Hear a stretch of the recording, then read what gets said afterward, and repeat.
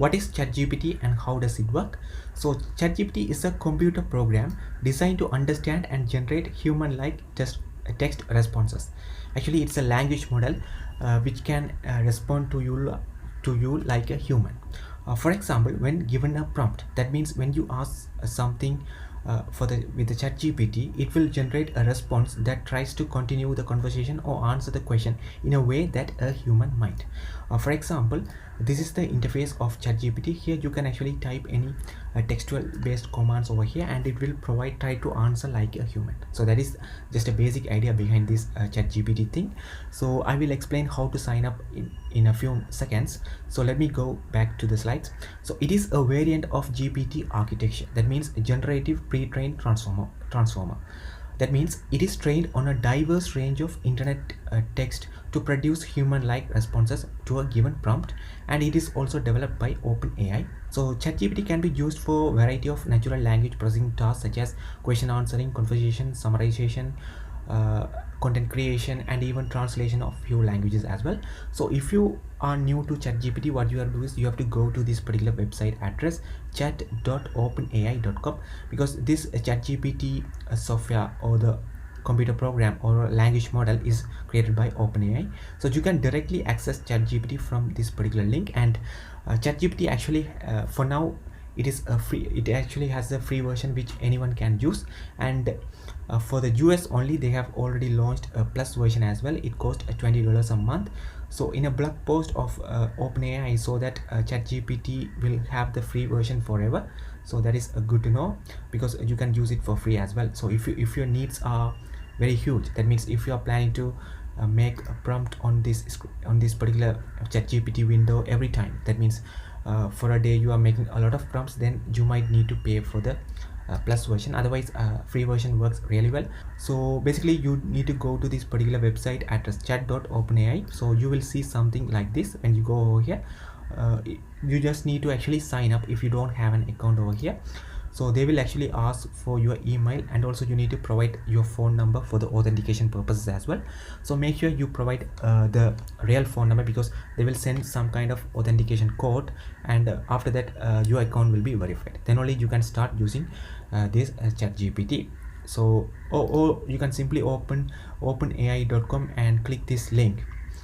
It will take you to ChatGPT. So that is just another way to access ChatGPT. So as I mentioned earlier, you have to provide prompts over here. For example, explain quantum computing in simple terms, something like that. Got any creative ideas for a 10-year-old birthday? How do you make HTTP request in JavaScript? Because ChatGPT has an ability to handle coding as well. So that's why it's like this. And let's look at the capabilities of ChatGPT. Remembers what user said earlier in the conversation. So basically you can talk with this particular kind of software back and forth. Allow user to provide follow-up corrections, trained to decline inappropriate request. So if you ask something inappropriate, then your request might be declined. And there are some limitations as well.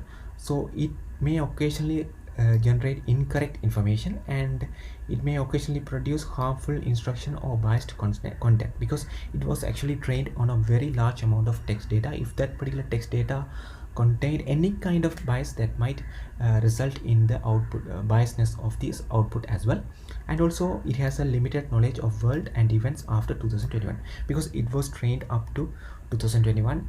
It has a very limited knowledge after 2021.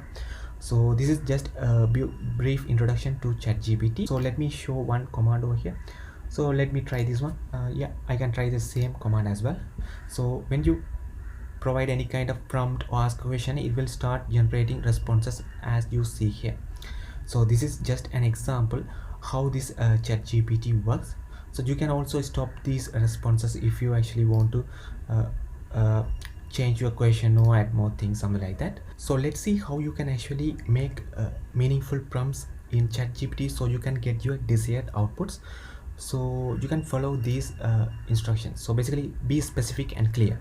So you have to clearly state what you are looking for in a question and provide enough information for the model to respond accurately. And you also have to use proper grammar and spelling. So this makes it easier for the model to understand and respond to your request. Also, you need to avoid ambiguity. That means you have to avoid asking open-ended or subjective questions that can be interpreted in multiple ways. Instead, you simply need to ask specific and concrete questions. You also need to avoid overly complex questions. So basically, simple and straightforward questions tend to yield better results than the complex ones.